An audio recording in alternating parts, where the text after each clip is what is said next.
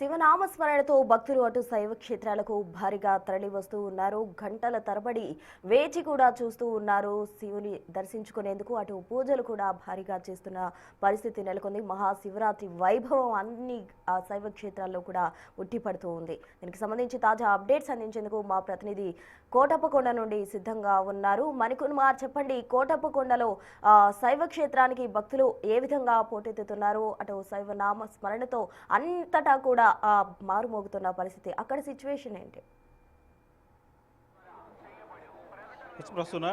ప్రస్తుతం నేను కోటప్పకొండలో ఉన్న పల్నాడు జిల్లా కోటప్పకొండ త్రికోటేశ్వర స్వామి దేవస్థానం వద్ద ఉన్నాను. తెలుగు రాష్ట్రాల్లో కూడా పూర్తిగా మహాశివరాత్రి సందర్భంగా మొత్తం శైవ క్షేత్రాలన్నీ కూడా పూర్తిగా శివనామ స్మరణతో మారుమోగుతున్నాయని చెప్పాలి. ప్రస్తుతం నేను కోటప్పకొండ దేవస్థానం వద్ద ఉన్నాను. మీరు ఒకసారి విజువల్స్లో చూడొచ్చు.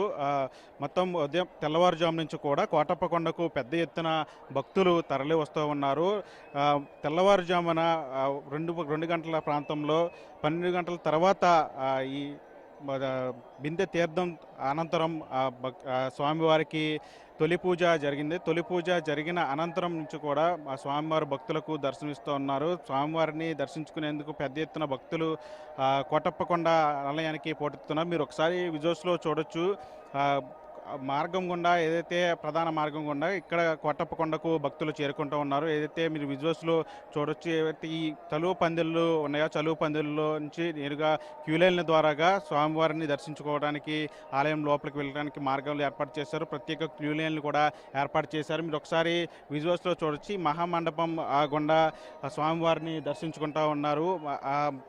పెద్ద ఎత్తున భక్తులు వస్తున్న నేపథ్యంలో ఇక్కడ ఏర్పాట్లు కూడా ప్రత్యేకంగా చేశారు. ప్రత్యేకంగా క్యూ లైన్లు ఏర్పాటు చేశారు. దాదాపు 3 లక్షల నుంచి 5 లక్షల వరకు భక్తులు వచ్చే అవకాశం ఉన్న నేపథ్యంలో ఇక్కడ కోటప్పకొండకు ప్రధానంగా ముఖ్యమైన ఏర్పాట్లు కూడా చేసిన పరిస్థితి కనిపిస్తోంది. మీరు ఒకసారి విజువల్స్లో చూడొచ్చు. ఇటు స్వామివారిని దర్శించుకున్న అనంతరం ఏదైతే రుద్రశిఖరం ఉందో రుద్రశిఖరం ఉన్నటువంటి శివాలయాన్ని కూడా శివుని కూడా మహాశివుని కూడా దర్శించుకునేందుకు భక్తులు కొండ మార్గం గుండా కూడా వెళ్తున్నారు. మీరు ఒకసారి విజువల్స్లో చూపించే ప్రయత్నం చేస్తాను. అక్కడ ఏదైతే కొండ మార్గం ఉందో కొండ మార్గం గుండా కూడా భక్తులు వెళ్తున్న దృశ్యాలు మీరు ఒకసారి విజువల్స్లో క్లియర్గా చూడొచ్చు.